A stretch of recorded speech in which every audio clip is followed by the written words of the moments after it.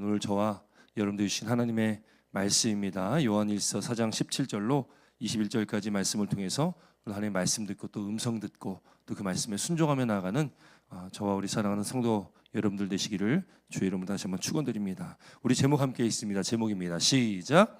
온전한 사랑, 온전한 사랑이다. 이게 온전함이라는 것은 그 단어의 그 뜻이 뭐 완전하다라는 의미랑 또 같은 의미이기도 합니다. 우리 온전한 사랑이라는 제목으로 함께 좀 말씀을 나누려고 합니다. 여러분 우리가 또한 공동체 안에서 또는 우리가 또 남녀가 결혼해서 또 한 가정을 이뤄서 이렇게 살아갈 때에 꼭 그 공동체 안에서 뭐 이렇게 상하관계면은 상관이 없는데 비슷비슷한 사람끼리 이렇게 모여 있으면은 그 안에서 늘 이렇게 주도권의 그 경쟁이 항상 있습니다. 여러분 결혼하고서도 아내와 남편과 아내 간에 여러분 그런 주도권의 경쟁이 여러분 있죠. 신혼 때 그래도 적어도 결혼하고서 얼마 되지 않았을 때는 아마 주도권 경쟁을 좀 할 것입니다. 여러분들은 빼앗겼습니까? 얻으셨습니까? 여러분은 늘 인생의 주도권을 가지고 살아가려고 하는 거죠. 그래서 어떤 공동체나 그 사람들 속에서도 누가 먼저 된 자가 또 먼저 그 분위기를 가지고 가려고 하는 어떤 그런 주도권의 어떤 경쟁 속에 우리는 살아가게 됩니다. 또 영적으로도 마찬가지입니다. 영적으로도 누가 주도권을 가지고 살아갈 것이냐, 내가 주도권을 가지고 살아갈 것이냐, 아니면 하나님이 내 인생의 주도권을 가질 것이냐. 여러분 이 문제는요, 우리가 신앙생활할 때 끊임없이 문제에 부딪히고 또 이 문제 가운데 우리는 고민하게 될 것입니다. 왜요? 우리는 죄인이잖아요. 모든 사람이 다 죄인이기 때문에 우리는 연약한 존재다 보니까 자꾸 그 주도권을 내가 가지고 가려고 합니다. 하나님이 아닌 내가 주인 되어서 내가 그 주도권을 가지고 살아가려고 우리는 끝까지 그렇게 애를 쓴다라는 거예요. 그러나 여러분 은혜로운 그 자리는 또 우리가 복받는 그 자리는 여러분 우리의 주도권을 하나님께 내어드리는 그때라는 것을 믿으시길 주님으로 축원드립니다. 여러분 재밌는 책이 있습니다. 이 책 제목이 우리나라에 번역되기를 강아지 성도 고양이 신자라는 책이에요. 강아지 성도 고양이 신자. 여러분 이 강아지와 고양이를 통해서 이 저자가 아주 큰 통찰을 깨달음을 얻게 되었다라는 거죠. 강아지나 고양이나 참 사람들로부터 사랑을 받는 그런 애완동물이잖아요. 그런데 이 강아지랑 고양이는 습성이 참 다르다라는 것을 우리가 잘 알고 있습니다. 너무 좀 정반대되는 그런 습성을 가지고 있다라는 거죠. 그래서 이 저자가 이 책을 쓰임에 있어서 그렇게 정반대의 습성을 가지고 있는 고양이와 강아지를 관찰하고 그것을 통해서 인생의 주인 되신 하나님을 믿으면서도 우리 성도들도 우리 믿는 자들도 너무 다르다라는 거예요. 그래서 강아지 성도 고양이 신자라는 거예요. 대충 아마 어느 정도 의미는 우리가 짐작을 하실 것 같아요. 또 특별히 뭐 강아지를 키우시는 분도 계시고 고양이 키우는 분도 계시니까 나는 강아지 키우는데 그렇지 않아, 우리 고양이는 그렇지 않아, 이게 아니라 보편적인 얘기를 드리는 거니까 그렇게 이해해 주시면 좋겠습니다. 그래서 이 저자가 그렇게 얘기를 하는 거예요. 강아지는 주인을 만나면 어떻게 해요? 막 꼬리를 막 흔들죠. 그리고 이제 그 강아지가 주인을 반갑게 맞아준다라는 것, 또 쓰다마주면 얼마나 좋아합니까? 그런데 반대로 고양이는 어때요? 주인을 이렇게 본 다음에 슬며시 다가와 가지고 쓱 한번 몸 비비고 가는 게 고양이의 어떤 그런 모습이지 않습니까? 고양이를 보면은 그런 생각을 한다는 거죠. 이 저자가 당신은 내 거야, 이런 느낌이라는 거예요. 당신은 내 거야. 그리고 고양이는 또 주인이 와도 꼬리를 흔들어요, 안 흔들어요? 안 흔들죠. 흔들지 않는다는 겁니다. 그리고 강아지는 밖에 나가고 싶으면 막 그 집안에서 막 뛰고 막 짖다가 문을 딱 열어주면 어떡합니까? 막 뛰어나가잖아요. 근데 고양이는 반대로 나가고 싶은데 그 마음은 나가고 싶은데 뛰어나가지 않고 문을 열어놔도 창가에 가만히 서 있다가 눈치를 살살 보다가 문을 열어주면 고양이가 나가야 되는데 자기가 원치 않은 듯한 그런 어떤 행동으로 나간다라는 거죠. 그러니까 쳐다보다가 그냥 안 나갈 것 마냥 하다가 나간다라는 거예요. 그게 고양이의 습성이라는 겁니다. 그러니까 어쩔 수 없이 나간다라는 그런 거죠. 그래서 이 저자가 이 고양이랑 강아지를 이렇게 관찰하고서 결론을 내는 게 뭐냐면 하나님을 믿는 자들, 하나님을 믿는 신자들도 지금 이렇게 강아지와 고양이와 같은 그런 사람들이다, 이렇게 얘기하는 거예요. 그런 사람들이 있다라는 거예요. 강아지는 주인을 섬기지만 고양이는 하인을 거느리고 있는 것 같다, 이렇게 표현을 합니다. 그리고 이렇게 말하는 거예요. 강아지가 이렇게 말한다는 겁니다. 강아지가 당신은 저를 길러주시고 먹여주시고 재워주시고 사랑해주시니 당신은 하나님이신 것이 틀림없습니다. 이게 강아지 같은 성도들의 고백이에요. 자, 반대로 고양이와 같은 신자의 고백은 어떠냐면 당신은 나를 길러주고 먹여주고 재워주고 사랑해주니 나야말로 하나님인가 봐. 이렇게 고백을 한다는 거죠. 그러니까 고양이는요 모든 것이 자기 중심이다. 어느 정도 공감을 좀 하실 거예요. 강아지는 그래도 주인을 섬기는 자리에 있다라는 것을 우리는 고양이와 강아지의 어떤 습성을 통해서 알 수 있다라는 거예요. 여러분 어떠십니까? 여러분은 강아지와 같은 성도이십니까? 아니면 고양이와 같은 신자이십니까? 여러분 우리가 주도권의 얘기를 했듯이 오늘 우리가 또 이 사장의 말씀을 계속 몇 주 동안 나눠서 좀 보고 있는데 사랑에 대한 말씀을 계속 나누잖아요. 하나님은 사랑이시다. 그리고 모든 말씀들 쭉 보면은 다 그 말씀이 그 말씀인 것 같아요. 사실 다 비슷비슷한 말씀이기도 합니다. 그런데 여러분 우리가 이 말씀을 잘 알고 또 자주 들어와서 그 말씀이 그 말씀이지 하는 것을 알고 있지만 여러분 우리가 그 말씀을 따라 살아가느냐 살아가지 않느냐는 그건 이제 우리에게 달려 있고 여러분 우리가 하나님을 나의 주인으로 생각하고 그 하나님을 우리가 섬기며 그렇게 우리가 강아지와 같은 성도로 우리가 삶을 살아갈 때는 어떻게 됩니까? 하나님의 말씀을 우리가 그 말씀을 따라 순종하고 그 말씀대로 행해야 된다라는 거예요. 그러나 내가 내 삶의 주인 되어서 내가 내 삶의 주도권을 가지고 살아가는 사람은 하나님의 말씀을 알매도 불구하고 여러분 이 말씀 모르지 않잖아요. 우리가 말씀 지금 봉독했지만 여러분 그렇게 어려운 말씀이 있습니까? 그렇지 않거든요. 우리가 아는 말씀에도 불구하고 우리는 그 말씀을 행하지 않는다라는 것은 하나님을 하나님으로 어쩌면 우리가 인정하지 않는 어떤 무시하는 그런 처사가 아닐까라는 생각을 하게 됩니다. 그러므로 여러분 우리는 오늘 말씀 가운데 순종함으로 또 하나님의 말씀에 우리가 복종하고 또 그 말씀을 따라 하나님의 말씀에 따라 행하는 그런 복된 삶을 살아가는 저와 여러분 되시길 주의 이름으로 축원드립니다. 여러분 주도권을 여러분 하나님께 내어드리시기 바랍니다. 내가 주인 삼았던 것들 내 인생의 내 주도권을 하나님께 내어드리시기 바랍니다. 그러면 하나님께서 책임져 주시고요. 하나님께서 우리 삶을 이끌어 가시고 인도하신다라는 거예요. 그렇지 않는다면 반대로 내가 내 인생의 주도권을 가지고 내가 내 인생의 주인 된다면 내가 내 인생을 끌고 가야 되는데 여러분 얼마나 고되겠습니까? 안 그래도 쉽지 않은 그런 인생인 길인데 여러분 내려놓으시고 하나님께 맡기시면 여러분 우리 마음 가운데 주시는 하나님의 놀라운 평강 그 은혜가 우리 가운데 있을 줄 믿습니다. 여러분 그렇게 살아가는 저와 여러분들 되셨으면 좋겠어요. 여러분 오늘 본문의 말씀 보면은 오늘 우리가 본 말씀 또 우리가 앞서 지난주에 우리가 말씀 본 그 말씀들 보면 우선 4장 11절로 16절까지 말씀 보면 하나님이 이같이 우리를 사랑하셨다. 그러므로 우리도 서로 사랑하는 것이 어떠하다고요? 마땅하다. 이게 11절 말씀입니다. 우리가 서로 사랑하는 것이 마땅하다. 만일 우리가 서로 사랑하면 하나님이 안에 거하신대요. 우리 안에 거하신대요. 그리고 그 사랑이 우리 안에서 온전하게 이루어진다는 거예요. 뭐 하면요? 만일 우리가 뭐 하면?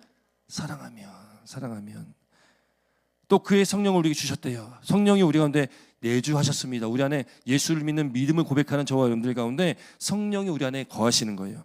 그 성령께서 깨닫게 하시는 게 뭐예요? 우리가 그의 안에 거하고 그가 우리 안에 거하시는 것. 그러니까 하나님이 우리 안에 거하시는 것을 깨닫게 하시는 분이 누구라고요? 성령님이신 거죠. 누구든지 예수를 하나님의 아들이라 시인하면 하나님이 그 안에 거하신대요. 그도 하나님 안에 거하느니라. 그러니까 우리가 입술로 시인하는 것, 고백하는 이 고백 속에서 여러분 이 고백, 예수께서 하나님의 아들이심을 고백할 때에, 시인할 때에 여러분 하나님이 우리 안에 거하시는 거예요. 그러니까 우리 안에 거하신다라는 것이 어떻게 증명되냐면 우리가 입술로 예수께서 하나님의 아들이심을 시인하게 된다라는 거예요. 그래서 우리가 예수님을 입으로 시인하시는 분들은 다 우리 안에 누가 계시다고요? 하나님이 계시는 거예요. 성령님이 계시는 겁니다. 여러분 시인하시는 은혜가 있길 주의 이름으로 축원드립니다. 믿음이 있는 거죠. 여러분 믿음이 우리 안에 있길 주의 이름으로 축원드립니다. 여러분 하나님은 사랑이시다. 사랑 안에 거하는 자는 하나님 안에 거하고 하나님도 그의 안에 거하신다. 지금 계속 안에 거한다라는 표현을 계속 하잖아요. 그러니까 하나님을 알고 하나님을 믿고 하나님을 사랑하는 사람은 그 사랑 안에 사랑하는 사람이 될 수밖에 없고, 그 사랑하는 사람은 결국 그 사랑 안에 거하는 자가 되는 거죠. 하나님의 사랑 안에 거하고 또 하나님도 그의 안에, 그도 하나님 안에 거하는 것. 여러분, 그래서 우리가 이 사랑에 대해서 지금 계속 수요일마다 말씀을 나누고 있는데, 여러분 이 말씀은 여러분 우리가 반드시 기억하고 반드시 이 말씀대로 우리가 살아가야 될 줄 믿습니다. 여러분, 사랑이 그만큼 중요하기 때문에 하나님의 말씀도 그렇지만 교회의 본질도 바로 사랑이다라는 것을 우리가 꼭 기억해야 되기 때문에 이렇게 강조를 하고 있다라는 거죠. 오늘 이제 본문으로 돌아왔어요. 본문 17절 말씀 함께 있습니다. 본문 17절입니다. 함께 있습니다. 시작.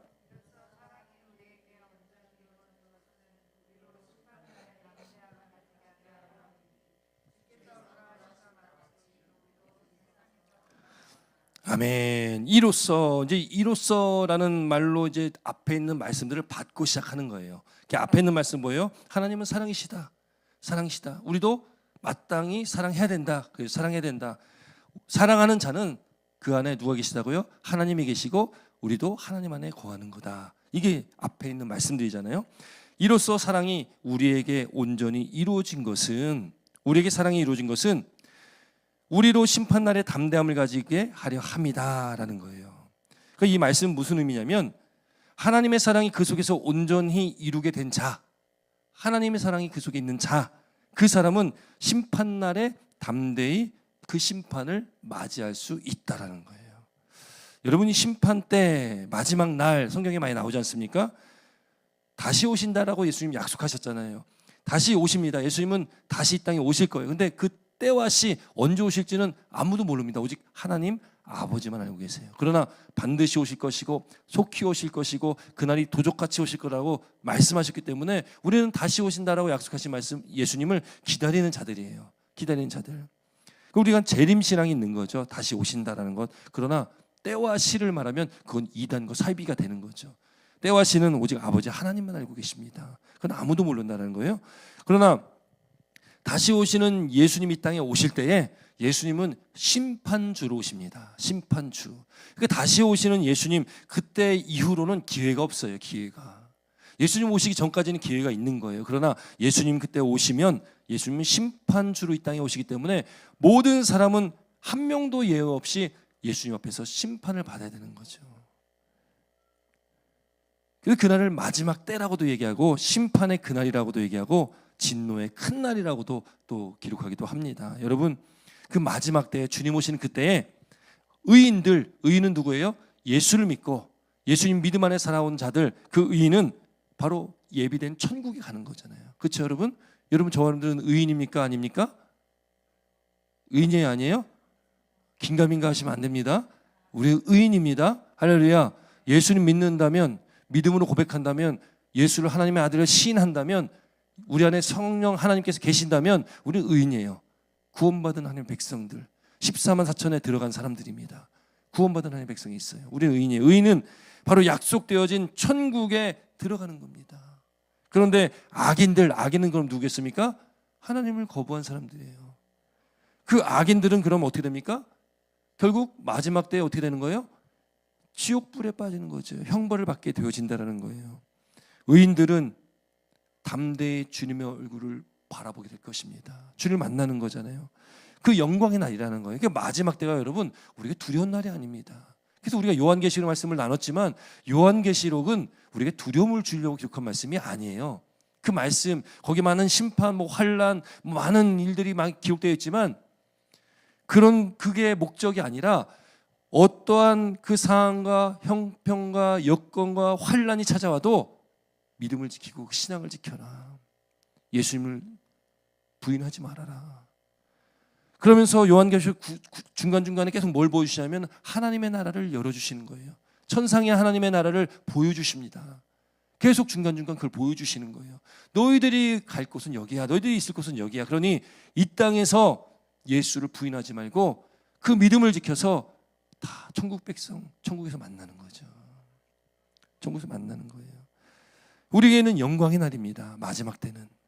두려운 날이 아닙니다. 예수님 다시 오시면 막 환난, 대환란이 있고 여러분, 그러나 믿는 자들에게는 예수님 다시 오신 것이 축복의 때라는 것, 영광스러운 날이라는 것을 믿으시길 주의 이름으로 축원드립니다. 그러나 악인들에게는 그때는 영원한 형벌에 빠지는 날이에요. 영원한 형벌에 들어가는 날입니다. 그러니까 그 악인들은 두려움과 절망의 날이에요. 그러니까 우리는 믿는 저와 여러분들은 그날이 두려움의 날이 되면 안 된다는 거예요. 절망의 날이 되면 안 된다는 것입니다.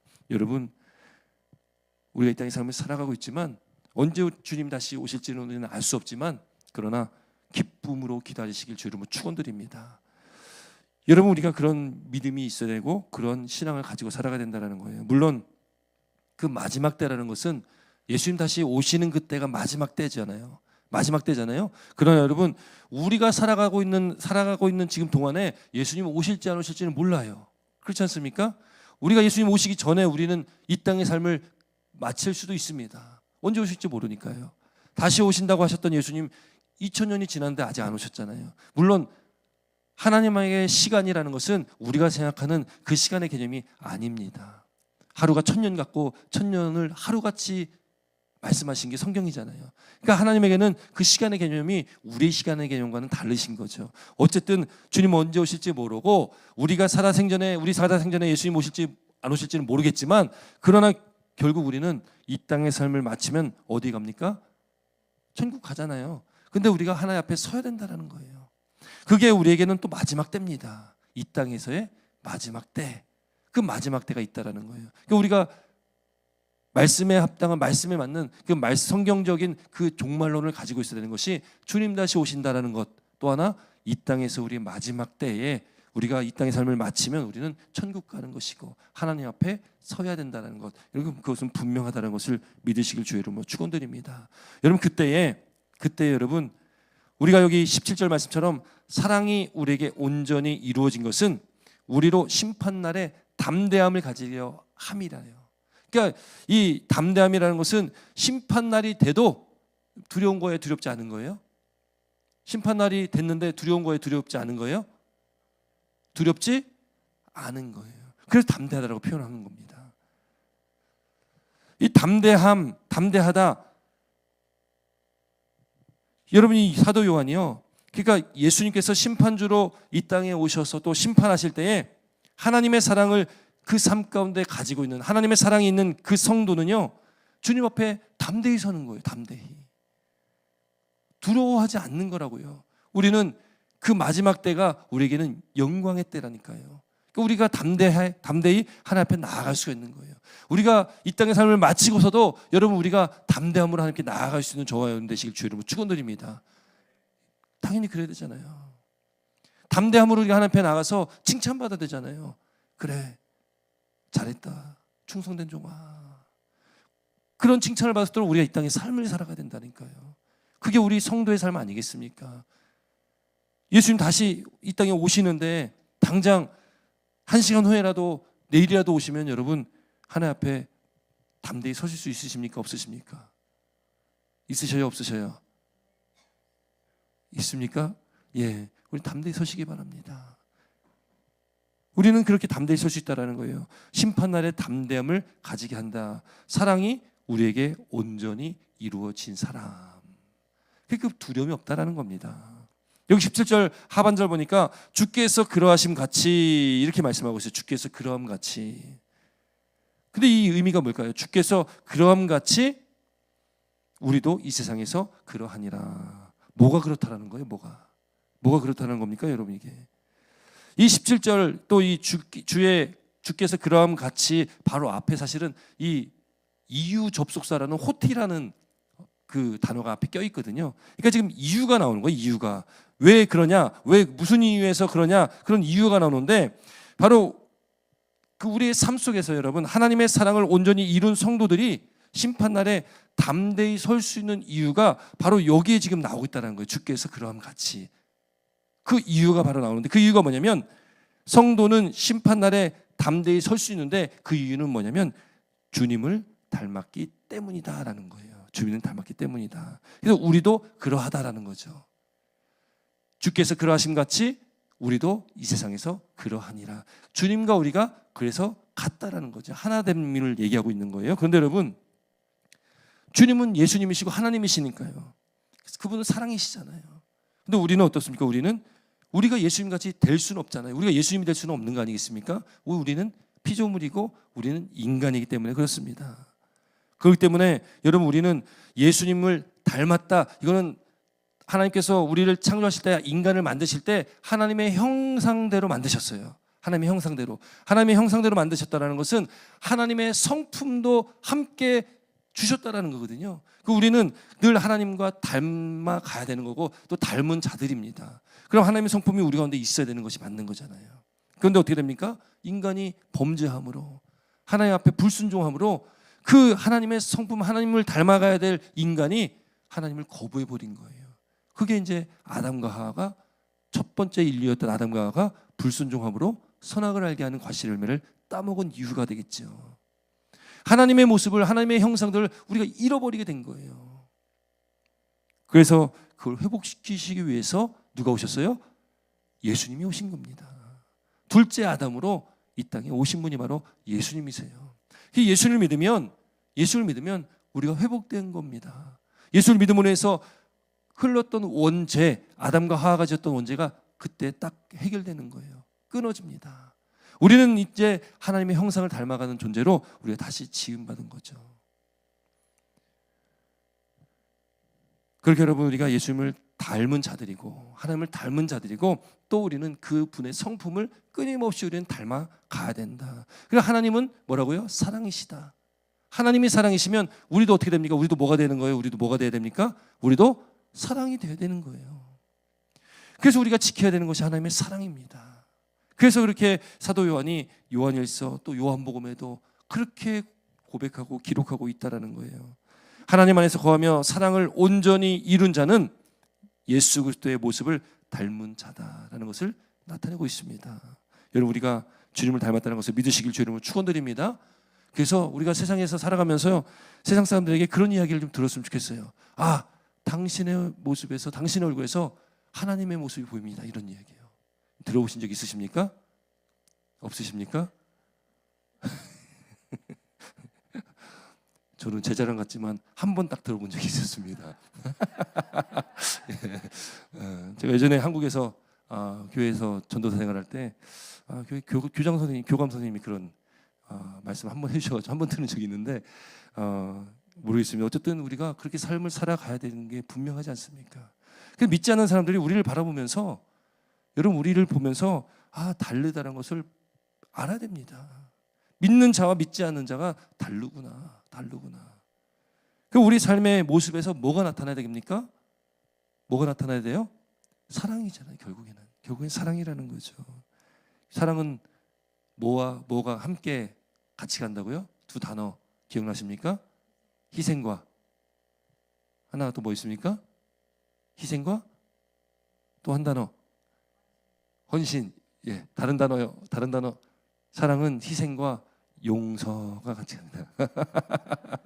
예, 사랑은 희생과 용서가 함께 간다. 예수님이 그러셨잖아요. 예수님이 하신 게 사랑하시니까 희생하셨고, 그 희생 가운데 우리가 뭘 얻었어요? 용서함을 얻은 거예요. 사랑은 희생과 용서가 함께 가야 됩니다. 기억하시기 바랍니다. 다음에 또 한번 질문하겠습니다. 선물을 하나 준비해야 되나? 예, 어쨌든 여러분, 우리가 사랑해야 되면 분명하고 마땅한 것이다. 하나님은 사랑이시기 때문에 그렇습니다. 하나님을 닮은 하나님의 형상대로 지음받은 우리는 마땅히 당연히 사랑을 하는 존재로 우리가 지음받았다는 거예요. 근데 그걸 잃어버리고 있는 것이 오늘날 시대, 아니 오늘날뿐만이겠습니까? 왜 사도 요한이, 이게 지금 2000년 전에 쓰여진 거잖아요. 2000년 전에 왜 이 말씀을 기록했겠습니까? 그때도 마찬가지였던 거예요. 인간이라는 존재는 늘 하나님의 말씀과 반대로 갔다라는 거죠. 반대로. 그렇기 때문에 우리는 하나님의 말씀 가운데 하나님이 기뻐하시는 일이 무엇인가, 하나님이 원하시는 일이 무엇인가, 그 방향이 어딘가, 그 길이 어떤 길인가를 우리는 분명히 알아야 될 줄 믿습니다. 여러분, 그래서 예수님께서 이 땅에 사시면서 예수님께서 하신 게 뭐예요? 예수님께서 하셨던 게 무엇입니까? 뭘 하셨어요? 네, 많은 일들 하셨잖아요. 뭐 치료도 하시고 가르치기도 하시고. 근데 그걸 가장 대표적인 걸로 말씀드리면 사랑하신 거예요. 사랑하신 거. 예수께서 하신 말씀이 뭐예요? 가장 큰 계명 두 개가 뭡니까? 하나님을 사랑하고 이웃을 사랑하는 거예요. 두 가지입니다. 예수님이 하셨던 것이 두 가지예요. 하나님을 사랑하고 이웃을 사랑하는 것. 그것이 구약이고 그것이 신약이고요. 그게 성경입니다. 가장 먼저 하나님을 가장 사랑해야 되는 거죠. 이거는 우선순위에서 1, 2등이 아닙니다. 하나님을 가장 사랑하는 거예요. 그리고 그렇게 하나님을 사랑하는 우리는 왜 하나님을 사랑해야 됩니까? 하나님의 은혜의 사랑을 받았기 때문에. 그 조건 없는 은혜와 사랑을 우리가 받았기 때문에 그 받은 은혜와 사랑을 우리는 어떻게 됩니까? 이웃에게 그거를 전해야 되는 거예요. 그래서 하나님 사랑과 이웃 사랑이 가장 큰 계명이다. 예수님께서 말씀을 하신 것입니다. 예수님께서도 이 땅에 계실 때에 그렇게 이 땅에서 공생의 사역을 하시고 그렇게 이 땅에서 이 시간을 보내셨어요.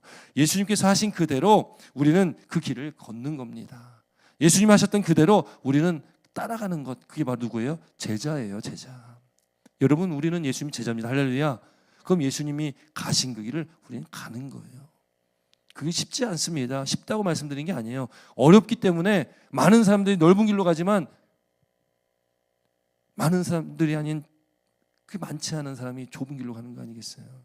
좁은 길로 가는 사람보다 넓은 길로 가는 사람이 훨씬 많은 거 아니겠습니까? 여러분, 그래서 우리는 십자가의 길, 예수님이 가신 그 길을 우리는 꼭 가야 됩니다. 어떻게든 우리는 그 길을 가야 된다라는 거예요. 여러분, 그것이 우리가 이 땅의 삶을 살아가는 여러분 우리가 가야 될 길이라는 것을 믿으시길 주 이름으로 축원드립니다. 여러분 18절 말씀 하겠습니다. 18절입니다. 18절 함께 있습니다. 18절 시작.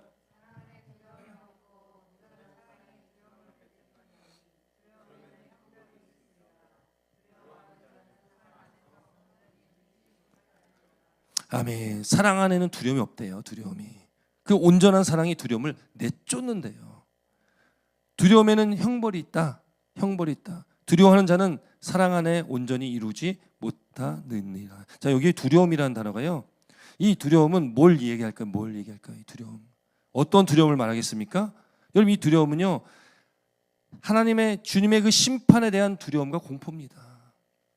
우리가 여기서 잘 구분해야 될 것, 우리가 두려움이란 단어가 있어요. 성경에. 두려움의 단어 우리가 많이 들어왔던 단어인데 혹시 기억하십니까? 두려움이란 뜻을 가지고 있는 단어?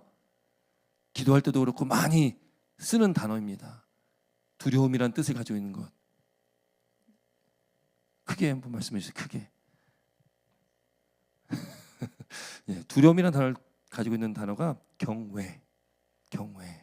경외하다, 두려워하다예요. 하나님을 경외해야 됩니다. 하나님 우리가 경외해야 됩니다. 할 때 그 경외인데 경외의 두려움은 그냥 무서움을 말하는 게 아니에요. 그 무서움을 말하는 게 아닙니다. 이 하나님을 두려워하다라는 그 경외는 그거는 하나님을 향한 우리의 마음을 드리는 거예요. 그걸 쉽게 제가 이제 설명을 드렸던 게 뭐냐면 자녀와 부모의 관계에서도 자녀들이 부모에 대한 경외심이 있어야 되거든요. 그래야지 부모의 말을 자녀들이 듣는 거예요. 그 부모에 대한 어느 정도 두려움을 가지고 있거든요. 그러니까 그 부모의 말을 듣는 거예요. 그 이제 공경하다라는 의미로 또 이렇게 바꿀 수 있겠지만 자녀들도 부모의 말에 순종하고 그 말을 따르려면 경외함이 있어야 되거든요. 그러니까 우리가 하나님을 두려워하는 것은 그냥 막연한 무서움이 아닙니다. 그 두려움은 하나님을 하나님으로 우리는 두려워하는 거예요. 그래서 하나님 앞에 우리가 두려움이 있어야지 하나님의 말씀을 우리는 따라갈 수가 있습니다. 경외함이 없으면 하나님을 무시하는 거예요. 여러분, 하나님의 말씀을 따르지 않고 그 말씀을 무시하는 것은 하나님을 경외하지 않는 겁니다. 여러분, 우리가 하나님을 경외해야 될 줄 믿습니다. 하나님을 경외하는 삶을 살아야 돼요. 하나님에 대한 두려움이 있어야 됩니다. 하나님 말씀을 볼 때 여러분 두려운 마음으로 보셔야 돼요. 하나님 말씀이 선포될 때 두려운 마음으로 받으셔야 됩니다. 그게 무섭다라는 게 아니라고 했죠. 하나님을 하나님으로 우리가 섬기는 것이고 하나님을 하나님으로 우리가 인정하는 거예요. 그 하나님이 어떤 분이신데 우리 인간이 그 하나님을 무시하고 그 말씀을 무시해버립니까? 그 얼마나 인간이 교만하기에 저와 여러분들이 얼마나 교만해서 우리가 하나님 말씀을 따르지 않고 무시하며 살아가겠어요. 여러분, 우리는 하나님을 경외해야 될 줄 믿습니다. 여러분, 그래서 여기 오늘 18절에 나오는 두려움은 그냥 심판에 대한 공포와 두려움이에요. 이 세상에서 느끼는 그냥 그 두려움입니다. 그러나 이 앞으로 닥칠 그 환난과 고난으로 인한 그 두려움을 말하고 있는 거예요. 그러나 오늘 우리가 17절부터 쭉 봤지만 하나님이 우리 안에 거하시고 성령이 우리 안에 거하시고 그렇게 우리가 하나님의 사랑을 가진 저와 여러분들은 심판날에 여러분 우리는 두려워한다고요? 안 두려워한다고요?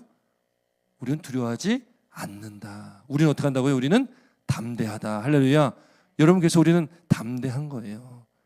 여기 18절 말씀에 사랑 안에 두려움이 없다라는 것은 왜 두려움 없습니까? 우리는 우리에 뭐가 있다고요? 담대함이 있기 때문에. 사랑 안에 있는 자는 담대하지 두렵지 않다라는 겁니다. 왜요? 심판이 두려운 게 아니기 때문에 그래요. 또 온전한 사랑이 두려움을 내쫓는 거예요. 그러니까 우리 안에 하나님의 사랑이 충만하면 그 사랑 안에서 우리가 거하고 그 사랑 안에 우리가 살아간다면 여러분 우리에게는 그 두려움이 없다. 할렐루야. 심판 때에 또 우리가 하나님 앞에 설 때에 우리는 두려워하지 않는다. 우리는 담대함으로 하나님 앞에 서게 된다는 것을 믿으시길 주 이름으로 축원드립니다. 여러분 그래서 여러분 우리 안에 두려움이 있다는 것, 또 믿지 않는 자들에게 그런 마지막 때 어떤 두려움을 가지고 살아간다는 것은 이미 여러분 그런 감정이 있다는 것 자체가 이미 벌을 받고 있는 거랑 마찬가지라는 거예요. 이미 벌을 받고 있다. 여러분 요한일서 3장에 보면 이렇게 또 말씀하고 있어요. 예수를 믿는 자들, 그를 믿는 자는 심판을 받지 아니하는 것이요. 예수를 믿는 자들은 심판을 받지 않는데요. 3장 18절 말씀이에요. 그러나 믿지 아니하는 자는 하나님의 독생자의 이름을 믿지 아니함으로 벌써 심판을 받은 것이다. 이렇게 말씀하고 있어요. 그 믿는 자는 심판을 받지 않는 거예요. 이미 심판을 받지 않는다는 게 뭐예요? 심판 가운데 두려울 필요가 없고 우리는 담담으로 우리는 그때를 기다리면 되는 거예요. 그 영광스러운 때니까. 그런데 믿지 아니하는 자는 믿지 아니함으로 벌써 심판을 받았다. 그 안에 두려움이 있는 자는 이미 형벌을 그 벌을 받고 있는 거예요. 여러분 우리는 복 받았다는 것을 믿으시기 바랍니다. 그 복이 뭐예요? 예수를 믿고 살기 때문에 우리는 이미 복 받은 존재라는 거죠. 예수를 믿고 살기 때문에. 그럼 이 땅에 이 세상에 믿지 않는 많은 사람들 잘 살고 있는 것 같아 보이긴 하지만 여러분 그들은 어떻게 하고 있습니까? 지금 그 영혼은 죽음을 향해 가고 있는 거예요. 그래서 우리는 그 영혼들을 우리는 긍휼함으로 우리는 그 영혼들 구원 그 영혼들에게 복음을 전하는 거죠. 그래서 한 사람이라도 더 예수를 믿고 구원받아서 영생의 길로 갈 수 있도록 여러분 우리는 그렇게 복음을 전하는 게 우리의 사명이라는 것을 믿으시길 주 이름으로 축원드립니다. 그렇게 복음을 전했음에도 불구하고 그렇게 예수 그리스도에 대해서 그 복음을 들었음에도 불구하고 믿지 않는다면 이미 심판을 받은 거다. 이건 얼마나 불쌍한 거겠어요. 얼마나 불쌍합니까? 그리고 19절에 이렇게 말씀합니다. 정죄는 이것이니 곧 빛이 세상에 왔으되 사람들이 자기 행위가 악함으로 빛보다 어둠을 더 사랑한다는 거예요. 빛 대신 예수님께서 오셨지만 그 복음이 바로 빛 대신 예수님인데 그 빛이 세상에 왔고 이 세상을 비췄음에도 사람들이 자기 행위가 악하니까 빛보다 어둠을 더 사랑한다는 거예요. 여러분 우리는 빛의 자녀입니다. 할렐루야.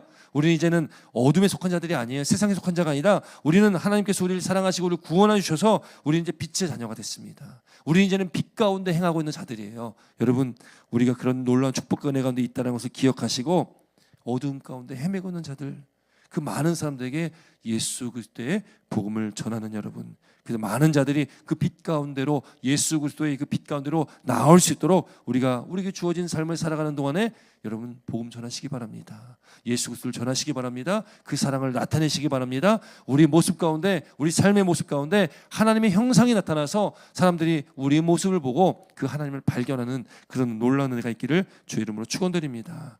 여러분께서 온전한 사랑이 두려움을 내어 쫓는다라는 거예요. 우리에게 그 온전한 사랑이 있다는 것을 우리가 늘 믿고 또 감사함으로 우리에게 주어진 이 하루를 살아가 될 줄 믿습니다. 예수님께서 우리에게 세 계명 주셨잖아요. 내가 너희를 사랑한 것처럼 너희도 서로 사랑하라. 이게 세 계명인데 여러분 그 세 계명이 우리 안에 있다라는 거예요. 우리 안에. 그렇기 때문에 우리가 그 사랑을 받아서 너희도 서로 사랑하라라고 예수님께서 우리에게 명령하셨다라는 거예요. 그래서 예수님께서 하신 그 명령은 바로 하나님의 사랑, 이웃 사랑이다라는 것을 우리가 늘 기억해야 된다라는 거죠. 여러분 두려움에는 형벌이 있다라고 말씀합니다. 그 형벌은 바로 마지막 때에 받는 심판일 거예요. 그러나 우리는 그 심판에 대한 두려움이 없고 우리에게는 감사, 기쁨, 또 우리에게는 담대함이 있다는 것을 우리가 늘 기억해야 될 줄 믿습니다. 그 사랑을 우리가 입었다. 그래서 19절 말씀에 이렇게 말씀하고 있습니다. 19절 말씀 함께 있습니다. 19절 시작. 우리가 사랑함은 그가 먼저 우리를 사랑하셨습니다. 아멘. 여러분, 우리가 서로 사랑해야 될 이유, 여기에도 이 본문 19절 앞에 호티, 아까 말씀드렸던 이유 접속사라는 호티라는 단어가 앞에 있거든요. 그러니까 이유를 말하고 있는 거예요. 우리가 사랑해야 되는 이유, 그 이유가 여기 나오는 겁니다. 왜요? 우리가 사랑함은 그가 먼저 우리를 사랑하셨기 때문이에요. 하나님이 먼저 우리를 사랑하셨기 때문에 우리가 사랑을 해야 되는 겁니다. 그래서 우리가 마땅히 사랑을 해야 되는 거예요. 이거 해도 그만 안 해도 그만이 아니라는 거예요. 이건 반드시 해야 되는 거고 무조건 해야 되는 것이고 이거는 명령입니다. 하나님 명령이라는 거예요. 여러분, 그러므로 사랑하시기 바랍니다. 물론 우리 사랑하고 있는 줄 믿습니다. 여러분, 우리 교회 정말 사랑이 풍성한 교회임을 믿습니다. 여러분, 우리가 이 사랑을 지켜내야 된다는 거예요. 때로는 마음에 안 들 때 있죠. 상처 줄 때도 있고 받을 때도 있고 이해 안 될 때도 있고 그런 관계 속에 막 수많은 감정도 있잖아요. 그러나 여러분, 어떠한 상황과 여건과 환경 속에 또 어떤 감정이 우리한테 들지라도 우리가 이걸 꼭 지켜야 되는 이유는 19절 말씀 때문에 그런 거예요. 하나님이 먼저 우리를 사랑해 주셨기 때문에, 예수님이 먼저 우리를 사랑해 주셨고 예수님께서 우리를 사랑하시기 때문에 우리가 가야 할 그 길, 그 십자가의 길, 우리가 맞아야 할 채찍질, 우리가 맞아야 할, 우리가 당해야 될 그 수치, 그 고통, 그 십자가의 고통, 여러분 예수님이 다 당하신 거예요. 저와 여러분들이 있어야 할 그 자리에 예수님이 그 자리에 계셨다라는 겁니다. 그러니까 우리는 그 사랑을 받은 우리는 서로 사랑하는 것이 마땅하다. 할렐루야. 여러분, 우리가 그렇게 살아가야 될 줄 믿습니다. 그래서 여러분, 우리에게 주신 이 말씀을 우리는 실천하고 우리는 그 말씀대로 살아가야 되는 것. 20절부터 21절까지 그래서 이렇게 말씀하고 있습니다. 함께 있습니다. 20절 21절 함께 있습니다. 시작. 이는 거짓말하는 자니 보는 바 그 형제를 사랑하지 아니하는 자는 보지 못하는 바 하나님을 사랑할 수 없느니라. 우리가 이 계명을 주께 받았으니 하나님을 사랑하는 자는 또한 그 형제를 사랑할지니라. 아멘. 아멘. 여러분, 하나님을 사랑한다고 말하고 그 형제를, 그 자매를, 그 지체를 미워하면 그건 당연히 거짓말쟁이죠. 거짓말쟁이잖아요. 그 형제를 사랑하지 아니하는 자, 그 지체를 사랑하지 않는 자, 이웃을 사랑하지 않는 자는 하나님 사랑할 수가 없다. 이건 분명한 겁니다. 여러분, 그래서 이 말씀, 여러분 참 이 말씀 앞에 우리 모두가 다 참 부끄럽지 않습니까? 저도 마찬가지입니다. 우리 인간은 다 그런 존재이기 때문에 그렇죠. 그러나 여러분, 오늘 이 말씀 가운데 다시금 우리가 돌이키고 다시 우리가 마음을 다시 바로잡고 하나님 말씀대로 하나님을 사랑한다라고 우리가 고백하는 저와 여러분들이기에 여러분, 우리는 하나님을 사랑하고 이웃을 사랑해야 될 줄 믿습니다. 옆에 있는 지체들 사랑해야 될 줄 믿습니다. 형제 자매들 사랑해야 될 줄 믿습니다. 우리가 이 계명을 주께 받았나니, 이 계명, 이 말씀은 주님께서 우리에게 주신 거예요. 하나님을 사랑하는 자는 또한 그 형제를 사랑할지니라. 할렐루야. 여러분, 이건 명령이고 계명입니다. 반드시 우리가 지켜야 될 거예요. 하나님을 사랑하는 자는 형제, 자매, 이웃을 사랑해야 된다. 할렐루야. 이 믿음, 이 말씀을 지켜서 이 명령을 따라서 남은 한 주간도 승리하는 저와 여러분 되시길 주의 이름으로 축원드립니다. 온전한 사랑, 그 하나님의 온전한 사랑, 그 완전한 사랑을 우리가 받았습니다. 그 받은 바 그 사랑을 우리도 전하면서 남은 한 주간에 또 승리하며 살아가는 저와 여러분 되시기를 다시 한번 축원드립니다. 기도드리겠습니다.